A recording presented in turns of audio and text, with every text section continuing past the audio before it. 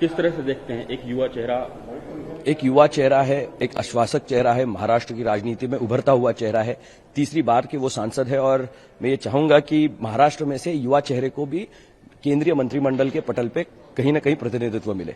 आज जो एक चेहरा ग्रामीण जनजीवन से जुड़ा हुआ है और हर युवक की एक आशा होती है, अपेक्षा होती है कि 3 बार चुनने के बाद इस चुनाव क्षेत्र का भी प्रतिनिधित्व करते हैं, प्रदेश का प्रतिनिधित्व करते हैं और उन्होंने जो काम किया है उसके लिए उत्कृष्ट संसद का पुरस्कार से उनको सम्मानित किया गया है। तो ऐसे चेहरे को महाराष्ट्र में से और आगे बढ़ाने की जरूरत पार्टी की ओर से है। मैं पार्टी के नेताओं से गुजारिश करना चाहूंगा कि वो अगर उनको संधि दे तो निश्चित रूप से बुजुर्ग और नए चेहरों का मिलाप करके महाराष्ट्र में एक नई राजनीति की शुरुआत की जा सकती है। ऐसा तो नहीं कि ये चीफ मिनिस्टर के बेटे होने के नाते उनको ये मौका दिया गया? नहीं, अगर ये चीफ मिनिस्टर के सिर्फ बेटे होते तो उनका ये मौका नहीं मिलता। ये महाराष्ट्र से तीसरी बार चुन के आए हुए सांसद है। अगर एक लड़का तीसरी बार परफॉर्म करके वहां तक आया है तो सिर्फ उनके पिताजी सीएम है, इसके लिए उन पे अन्याय होना ये गलत है।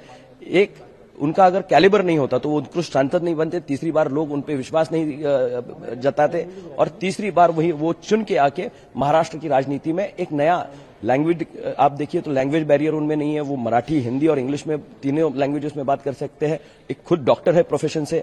निश्चित रूप से जनजीवन को जानने वाला एक आश्वासक चेहरा आएगा और केंद्रीय पटल पे अच्छा काम हो पाएगा। बुजुर्ग लोगों को भी उसमें शामिल करना चाहिए, लेकिन उसी के साथ एक युवा आश्वासक चेहरे को भी इस मंत्रिमंडल में होना चाहिए और श्रीकांत शिंदे उसके लिए लायक है। जिस तरह से एनडीए गवर्नमेंट संडे को शपथ देने वाली है, मंत्रिमंडल में कितने लोग आपके होंगे, क्या बातचीत चल रही है? अभी वो तो मुझे नहीं पता, फिलहाल बात चल रही है। 2-3 जो कुछ भी होगा वो सम्मानीय मुख्यमंत्री एकनाथ जी शिंदे साहब ही तय करेंगे और एनडीए के जो दल है वो साथ मिलके उसका फॉर्मूला तय होगा। लेकिन जो कुछ भी फॉर्मूला तैयार होगा उसमें अगर 2 संधियां मिलती है तो एक बुजुर्ग और वो युवा को महाराष्ट्र से मिले, ये मेरी गुजारिश है। अंतिम क्वेश्चन है, नंबर ऑफ सीट्स कम रही उसके लिए क्या कहां पे?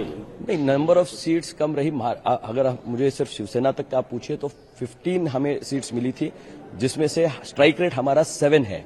तो आधी सीट से हम चुन के आए हैं। पुरानी जो हमारी पार्टी थी उभाटा, उसमें आप देखिए तो उसमें उन्होंने 23 सीट लड़ी थी, 21 सीट लड़ी थी, उसमें से सिर्फ वो 8 से 9 तक यहां जाके, पुरानी पार्टी में इतने सारे दिग्गज नेता होते हुए भी उनका स्ट्राइक रेट ये रहा और नई पार्टी होते हुए भी इतने कम समय में एकनाथ जी शिंदे साहब के नेतृत्व में विश्वास महाराष्ट्र की जनता ने जताया है।